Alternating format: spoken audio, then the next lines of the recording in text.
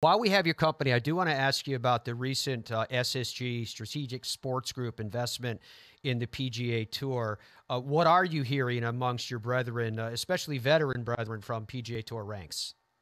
Yeah, this is one of those things that just kind of has baffled me. I'm trying to find out how we're going to get from point A to point B here, right? Everybody wants to get from point A to point B, into all of this divisiveness and get the best players back out on the golf course together more times than we're seeing right now. I just don't see. I don't understand how they're going to get from point A to point B. I'm not even close to being smart enough to be allowed in that room. But one thing I will say, if you're going to hitch your product to a wagon, this is a pretty darn good wagon to hitch it to. Look, these guys have made money their whole lives. They know it. They know how to make money. They know how to make a return on their money.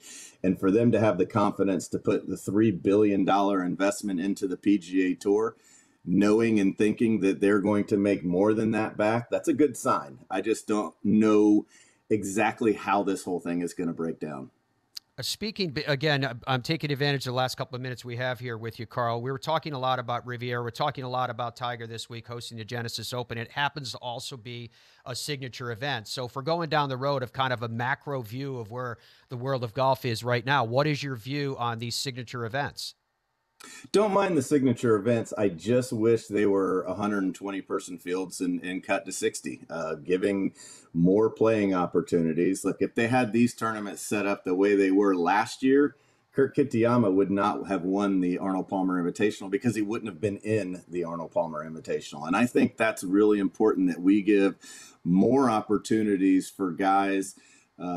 Let's say guys between 40 and 80 consistently on the FedEx Cup list, an opportunity to win these tournaments. And I just wish, because the sport was set up as pure capitalism, go out, play well, win a bunch of FedEx Cup points, win a bunch of money at the end of the week, win a bunch of money at the end of the year, start making a legacy for yourself.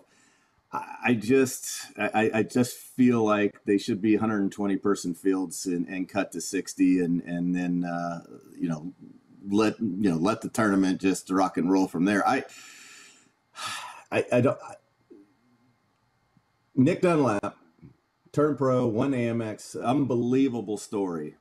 Turns pro, plays in a signature event and finishes in last place and gets FedEx Cup points for that. I don't think that's right. If you don't beat anybody, you shouldn't get FedEx Cup points. So just a few minor changes. Now, I will say I wanted to wait until a full year went by before I made a lasting decision on this. And I think the tour has done an unbelievable job with their schedule and the way that they're doing the next 10 and the Ion next 10 and the Aon Swing 5. I think those are fantastic ideas to boost the fields in some of the other tournaments that aren't signature events. And we've seen great fields so far in all of those events that aren't signature events. So I think they've done a great job, and let's wait and see how this 2024 plays out. But maybe there'll be a few adjustments at the end of the year.